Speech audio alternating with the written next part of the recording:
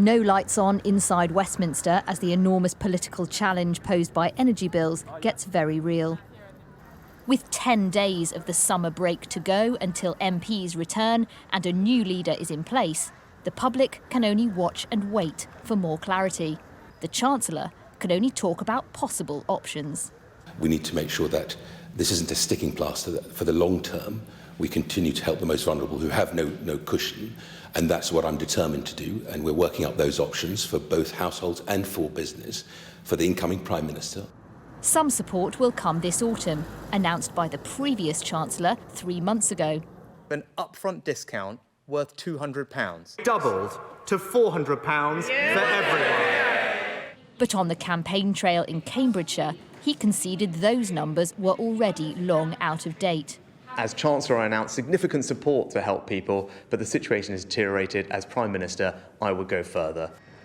Liz Truss, whose team could be seen today at Chevening, the Foreign Secretary's Grace and Favour residence, stayed away from the cameras, telling a newspaper she would provide more support with bills immediately if she wins, but with no further details. The key question is who will get this help. This analysis shows what the candidates have committed to so far. Liz Truss wants tax cuts, which would disproportionately help those on higher incomes. Her rival Rishi Sunak's proposals are more targeted at the poorest, but it's unclear how much they'll be scaled up.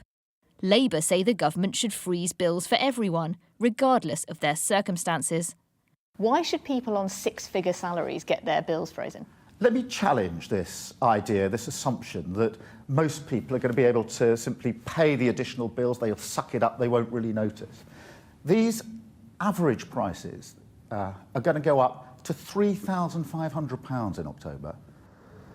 The Prime Minister has already been packing his bags and says it's on the next occupant of number 10 to make these key decisions. The cost of living will be the defining issue for his successor as the weather turns cold and energy prices are expected to jump again during the winter. A clear-out is expected at the top of government. As families wait for their next bill to drop, what support they can rely on from those in power is not a remotely clear picture. Tamara Cohen, Sky News, Westminster.